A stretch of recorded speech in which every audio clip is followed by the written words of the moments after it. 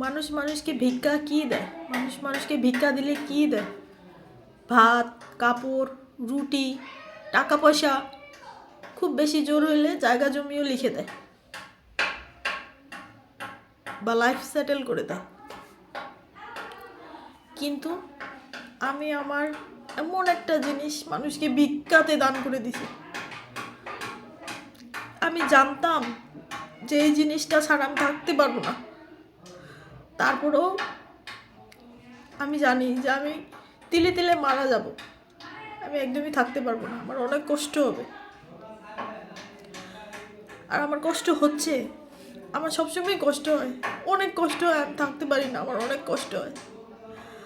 আমি আমার ভিক্ষাতে আমি আমার সন্তানকে দান করে দিছি, কারণ আমি মা।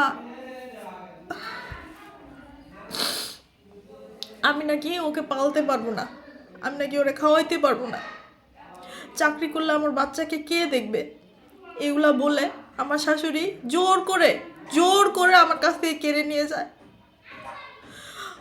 আল্লাহ, তুমি তাকে হেদায়েত দান করো। যদি সে তাও হেদায়েত না হয়,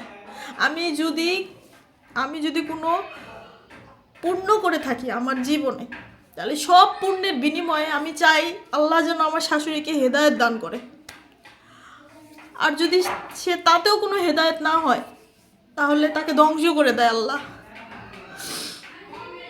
এই শীতের মধ্যে একটা বাচ্চাকে তার মার প্রয়োজন, তার মায়ের অনুভূতি প্রয়োজন, কিন্তু আমার কাছ থেকে আমার বাচ্চা টেনে হিচড়ে কেড়ে নিয়ে চলে গেল। খুব ভালো করছে।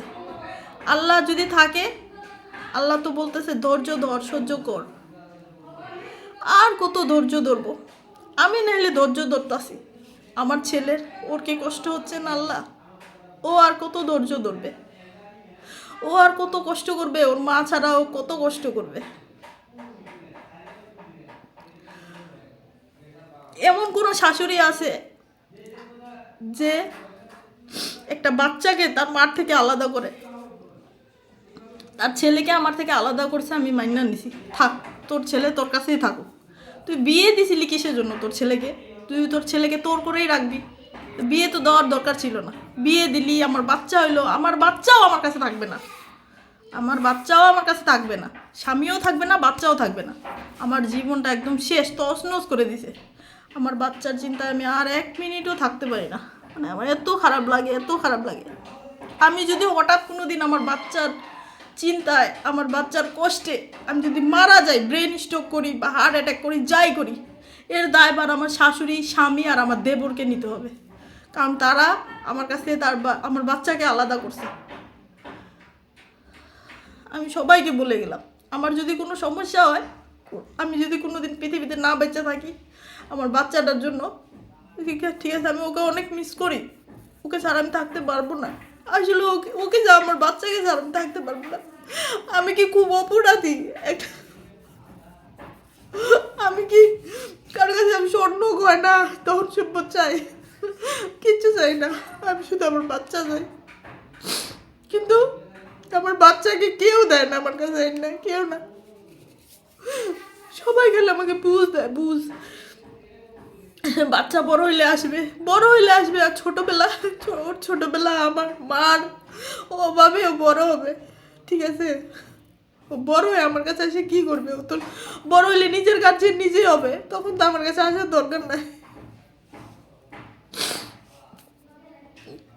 আমি অনেক কষ্ট পাচ্ছি আমার বাচ্চার জন্য, বলে বুঝাইতে পারতাছি না।